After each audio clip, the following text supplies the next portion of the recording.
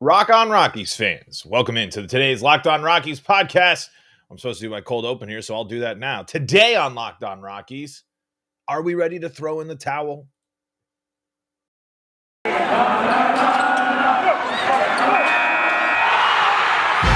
are Locked On Rockies, your daily Colorado Rockies podcast, part of the Locked On Podcast Network, your team every day.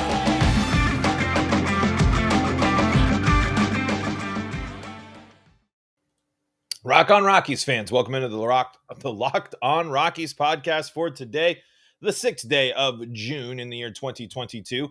Nighttime podcast for you all here tonight as we are diving into the Colorado Rockies like we do every day here on the Locked On Rockies podcast, where you can find your team every single day. Maybe not today, but we appreciate you making Locked On Rockies your first listen of the day. In most cases today, kind of hard to do that as we are recording late today, but hey, today's episode is brought to you by BetOnline. BetOnline has you covered this season with more props, odds, and lines than ever before. BetOnline, where the game starts. Today on the Locked On Rockies podcast, is the season over? Are we going to overreact? Are we calling it quits on the 6th day of June as the Rockies lose another series? Have now lost 26 of 39 games, as I saw on the Twitter sphere last night, and things really are very bleak for the Colorado Rockies, at least at the moment. There is something to be excited about and something that could lead to a potential turnaround for the club this year. I'm going to get more in the center of my screen here. But anyway, I don't know if I'm ready to call the season over for the Colorado Rockies. The Colorado Rockies right now are at the bottom of the NL West with a record currently of... What are the Rockies at nowadays? Why do things have to be so unhelpful for me when I am looking them up beforehand? Anyway, the Rockies, 23 and 31. Thank you. As the big thing that I was worried about, the big thing that if things were bad, if things were really starting to be at the point of true doom and gloom for the Rockies, would be 10 games below 500. Just because that 10 games below 500 is a huge hole you're going to have to climb out of and try to make up any ground against your division rivals, who will most likely make up a good chunk of the playoff appearances. The winner of the NL West, probably first and potentially even second or third in the NL West, could all be could be wild card teams. It would not surprise me at all to see 3 playoff teams come from the NL West this year. And the Rockies just simply aren't keeping pace with really any of them. I mean, we can take a look here at the D-backs record. The Diamondbacks are 26 and 30. I mean, they have turned things around in areas where the Rockies are not. Now, the Diamondbacks are kind of falling back to earth a little bit here with some recent struggles, as the Pirates just beat the Diamondbacks in a series. The Braves, they did not beat. The Braves lost in a series to the Diamondbacks, and they were swept by the Dodgers. So the Diamondbacks in a tough stretch right now. They're currently losing, or just lost to the Reds, I should say, here in a moment ago. It looks like it was a shortened game there due to the rain in Cincinnati. But you can't keep up at this pace. It's I don't want to overreact. I don't want to just sit here and throw it up and it's June and disregard the fact that there's still over 100 games of baseball left to be played. But you got to look at this. You got to look at the fact of the matter. The NL West is too good. The NL West is going. You also have to compete against the NL West as well. I wish I could say my confidence going into this road trip would be a time where you turn it around, because this is the time where the Rockies have an opportunity to make some ground up against 2 teams you got to beat. You're imagining the Dodgers at the top if you just want to go with that. Again, the Giants have clearly proven that they are going to be a thorn in the side of everyone in the NL West again. We haven't seen the Padres yet, but the Padres and the Giants are the 2 teams you must beat if you want to get that, if you even want to come close to that wild card spot, and in addition to the Diamondbacks. because the Giants and the Padres are going to be in the mix. They are going to be in the mix for a long, long time. They're going to be in the mix fighting for the division. They're going to be in the mix fighting for a wild card spot. So how you go out on the road and how you play these teams is going to be a good barometer for if you're going to get back into it. And it's really unfortunate. It's incredibly unfortunate that when you look at the pitching roster or pitching matchups for the Rockies going in, you're not confident in the three pitchers that the Rockies have going up against San Francisco in this series. It's really bad for the Colorado Rockies to say you have no faith in Marquez, Senza, and Gomber right now. I want to dive in, and I was getting some stuff here, and I think it deserves more time, more detail. But something ain't right with the way the Rockies pitching is being. There was an interesting piece over there in Rock's Pile today. I've been getting some texts from some Rockies fans. We'll talk about that more later. But your confidence in the team is at an all-time low. And I think the team's confidence is at a low. I think it's building back up, but it's incredibly frustrating that this team is incredibly inconsistent with stuff. I mean, this team didn't score any runs at home in 2 games. So the Braves they came alive late. The Rockies didn't necessarily get smoked by the Braves, but you can't be the team getting held to no hits at home. You just simply can't. That's your bread and butter. The Rockies losing series at home need to be few and far between, and it just hasn't been the case of late. So when we're asking ourselves, when we're doing the classic sports thing, and all Rockies fans know this all too well, is the season over for the Colorado Rockies on the 6th of June, there's not a lot pulling you away from that feeling. There's not a lot to make you feel like that isn't the case. However, there are things to realize. There are things to look at. There are factors that you need to kind of remind yourself of. But I keep saying right now the Rockies have been exposed. The Rockies, we talked about a lot of optimism. We talked about paths of success for the Rockies, but all offseason and as the season has gone on, we've talked about what worries us. And Adrian, I'm glad to see you here back in the live chat here with the new work schedule, because who knows? I've also got a new work schedule. We'll figure that out later. So recording times might change. But the Rockies are being exposed. I got a question on Twitter too that I was going to dive deeper into in the second segment, but it's like, what's changed? What's happened with the Rockies? Nothing's necessarily so much changed with the Rockies. It's just the realities of the roster, minus the defense. The defense being bad, the defense being horrendous, honestly, is the thing that's changed the most for the Rockies. Not all you can kind of expect some of the regression in terms of pitching, some of the struggles, some of the issues that the pitching staff has faced. But there's really no excuse for the way the Rockies have played defense. The Rockies were not supposed to be the worst defensive team in baseball. I don't necessarily know. They're not on paper that. I mean, Ryan McMahon was supposed to be leading the way. I mean, Jose Iglesias cannot be making the mistakes that he is making on defense. That lollipop, I mean, how many times are the Rockies get burnt on free runs this year? Kicking the ball around and everything else. Manny there, he tweeted out, the Rockies can't afford to play sloppy, ugly baseball. Every single time, and we saw this in the past home series. We've seen this over the past 40 games. Anytime the Rockies have given a team the opportunity to get back into the game, they do. And then they add, and then they build, and then the Rockies aren't able to bounce back. There needs to be a drastic shift in defensive performance and the drastic shift of just coming up clutch.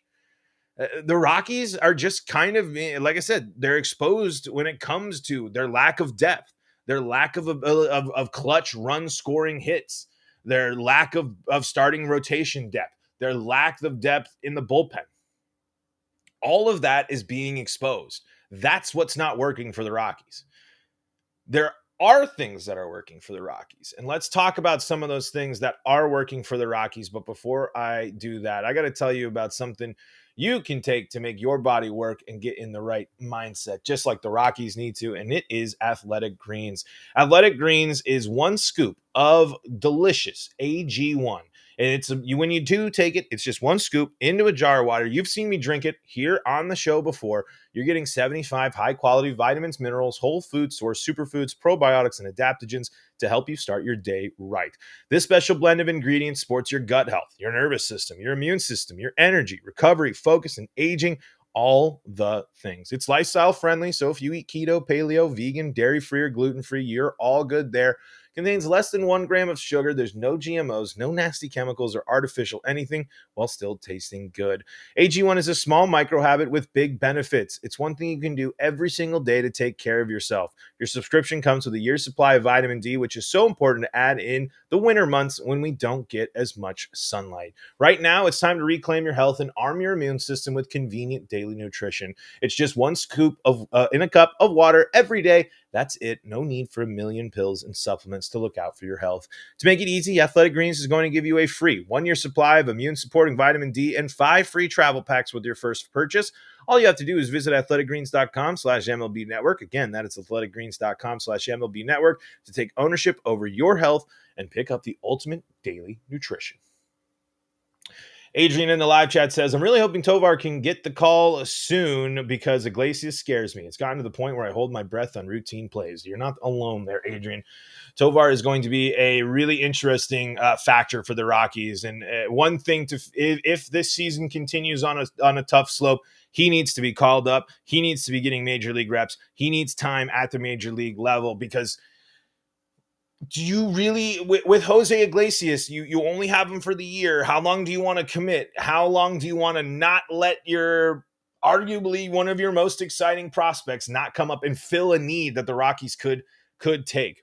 Nicholas there in the chat says, is there any word on KB? The word on KB is that he's just slowly healing. The timetable still hasn't been set. He can throw, he can catch, he can't swing a bat. That's the big thing. His back discomfort has not allowed for him to start swinging the bat comfortably again. And Chris Bryant's absence from this lineup is major. And that's one thing that, unfortunately, the Rockies are missing because they are getting something that is one of the things they needed to turn their season around, and that was Brendan Rodgers turning it up. Brendan Rodgers has been one of the few bright spots of the Colorado Rockies, and he gets his first ever Player of the Week honors this week. Let me bring up the line that they tweeted out today. The Rodgers in this week batted 345, 424, 828, going 10 for 29, 2 doubles, 4 home runs, and 7 RBIs. That is what Brendan Rodgers can do. Brendan Rodgers had made mistakes on defense just like the rest of the Rockies this year, but this is the player that the Rockies were hoping for. Brendan Rodgers' potential mixed with a Chris Bryant that's contributing, mixed with Connor Joe and Charlie Blackmon who are swinging the bat, is a massive plus for the Colorado Rockies. He is someone that can provide a tremendous amount of value and a tremendous amount of production. This is why you stuck with him. This is why you kept keeping Rodgers in the game. This is why you didn't send him back down. This is why you believe in your guy that's supposed to be was one of your top prospects, one of your top guys. This is what he can do. That 3 home run game, I was pleading was going to be the momentum changer for the Rockies. They finally get the big clutch hitting. They get the big clutch hitting from the guy that they've needed it from this year in the first month, and he just goes on an absolute tear and really dominates there, starts dominating again. He has someone the Rockies needed. And when you're looking for the silver linings, when you're looking for the possibilities to get back into the mix for the Colorado Rockies, Brendan Rodgers is going to help lead that way. And it hopefully will come in tandem with Chris Bryant, because I really do like the offensive core of Blackmon, Joe, Crone, and Rodgers. Ryan McMahon, I'm really not... Ryan McMahon is a good player and he has plenty of tools, but he needs to prove more. He needs to prove that deal. A lot of talk on Rockies Twitter right now about really no one that the Rockies have given money to is paying off, a la CJ Crone. He's really the only one that's paying off, and I'd argue that Kyle Freeland has been more unlucky than bad this year. The missed bats are one thing, but I am I will sit here confidently saying that Kyle Freeland has been more unlucky this year and has not been backed up by his defense more than he's actually had bad starts and bad pitching performances. But Rodgers leading the way, that's when you just feel better about your order when it goes Joe, Blackmon, Crone, Rodgers, who's hitting. Mcmahon can then maybe drop to 5. I might like to see Rodgers come up there and get into that 3-4 range and maybe drop Crone to 4, Rodgers 3. Who knows, even with, if Jonathan Daza keeps swinging the bat well. But I kind of like Daza back in the back half, providing a little bit more extra insurance there. It's been tough. It's been, Mark says, Rodgers is definitely one of the bright spots. McMahon is a solid backup at best, at least from his play this year. It's a tale of two different sides for Ryan McMahon. He was an elite defender last. If Ryan McMahon's defense was still elite this year, you'd kind of make up for the fact that he hasn't taken that step forward on offense that I'd like to see. But it's tough. I mean, I think a backup at best on other teams might be generous because of the capabilities that Ryan McMahon has. Ryan McMahon can play defense with the best of them. Has he? No. Adrian in the live chat says, what's your thoughts on Estevez? I think it's time to let him go. I'm pretty much done with Carlos Estevez as a reliever closer for the Colorado Rockies. Unfortunately, it just hasn't worked out. He's really struggles. And to be totally honest, I wish I could feel more confident when he comes up into the game, but that's just simply not the case. In 16 innings pitched, he has given up 19 hits and 12 runs, nearly giving up a run per inning in appearance. And when you're a closer, when you're a reliever, that's not good. When your ERA is also at 5.49, your whip's at 1.56. There's nothing really there. I mean, but it's what's nice about Carlos Estevez. He gives up the 2 earned runs, but he has the other 2 appearances where no hits and a strikeout, 1 hit and a strikeout. It can happen. It's just, how many times have we seen the Estevez plan backfire? At least with Daniel Bard, I'm feeling confident. At least with Colome, I feel somewhat confident. Estevez, I really don't have the confidence in. I don't have the confidence in Carlos Estevez being turned to in a close ball game. I don't necessarily have the confidence in, honestly, any member of the Rockies bullpen not named Tyler Kinley. It's really something that anybody in the bullpen can kind of be. You can point out some flaws, but when it comes to the 3 closing options, the 3 end of game options that the Rockies have, Estevez I would much rather see Bard or Colome. I would 100% see that. I'd rather see young guys getting more time. I don't necessarily know what the Rockies would do in terms of bringing up a relief pitcher or a closer into from the system, but Carlos Estevez doesn't have it anymore. At least something. There's something to be said maybe with this Rockies pitching, the way the Rockies coach pitching. Something, again, I want to talk a little bit more of when I have more time to dive into it. Estevez you can't have that line. You simply can't. In his last 7 games that he has pitched, he's pitched 5 innings with a 6.7 ERA, 4 hits, 4 earned runs, 2 walks, and 5 strikeouts. That's just not. It's not dominant. The Rockies are lacking someone who can really come in and just shut the door at the end of ball games. And what's really disappointing is when you look at the shift in May, Carlos Estevez's ERA was 2.84 over 6 innings, 8 hits, 2 runs, 2 of them earned, 3 walks, no strikeouts. In May, that jumped to an 8.22 ERA in only 1.1 more innings pitched, 10 hits, 7 runs, 7 of them earned, 4 home runs, 2 walks, and 9 strikeouts. That's falling off a cliff. That is a complete lack of production. And so far in the month of June, he's already given up 2 runs. He's already matched his April total in giving up and in runs given up this month. Carlos Estevez has taken steps back. He has not taken steps forward. But man, it's Mark, you say Estevez is that 100-mile fastball, but it's not. What good is it if you can't place it well? And that's just the story of Rockies pitching. What good is any of the stuff that the Rockies pitching is if they can't place it? They're walking people or they're piping fastballs down the middle of the plate. Got a tweet that I want to break down. Someone asked, had a question for me there that I want to talk about.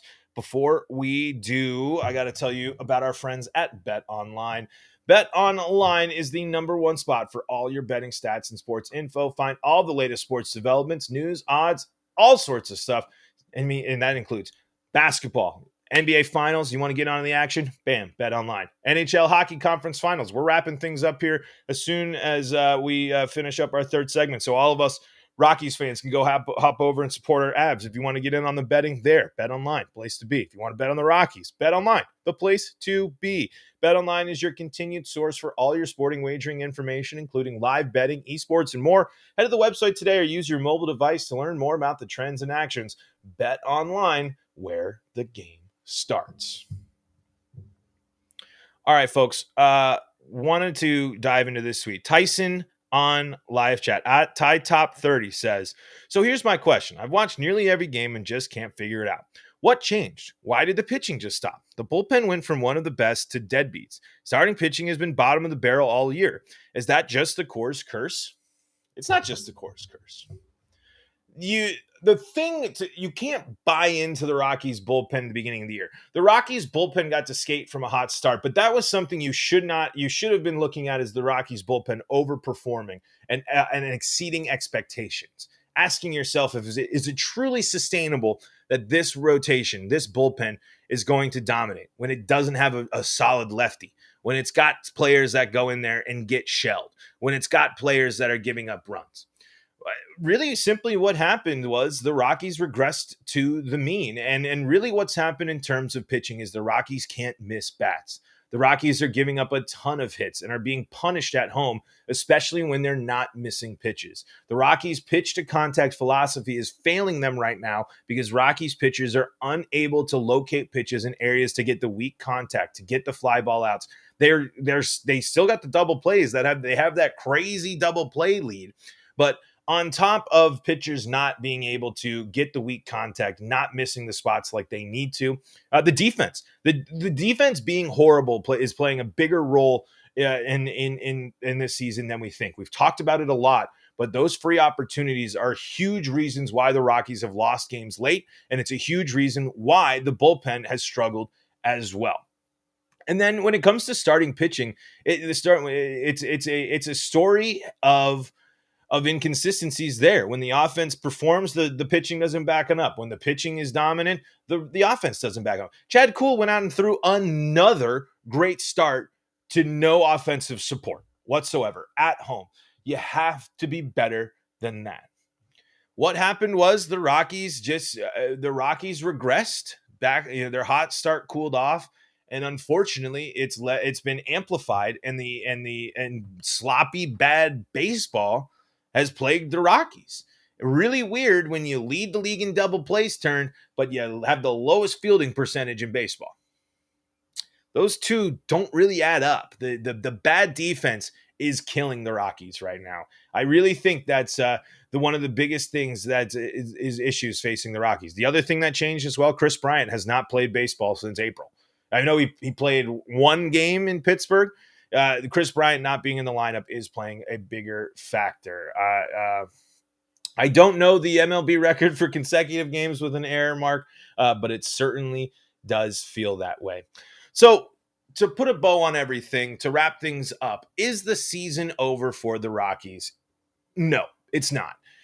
The Rockies, the expanded playoffs, a lot of baseball left, Coors Field, chances against your division, whether you take them, whether you are, you take advantage of them or you continue to be the doormat for the division is one thing, but you have to start putting the good stretches together now. You have to put your worst stretch of baseball has to be behind you. if this is to lead to, if the goal still is a competitive third wild card, some sort of optimism year. This has to have been your worst stretch. It cannot get worse than this if the Rockies want to eye competition this year. Will it happen? We will see. It is honestly a pretty big road trip ahead.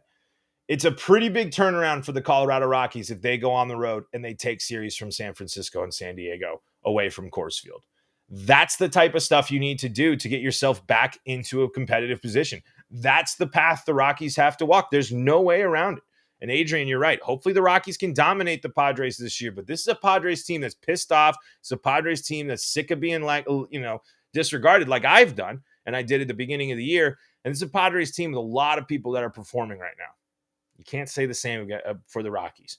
But you can say a winning road trip for the Rockies is the steps in the right direction. It's the steps to regain your season. It's the steps to getting yourself back on track. We talked about getting the Rockies back on track. They haven't done it yet.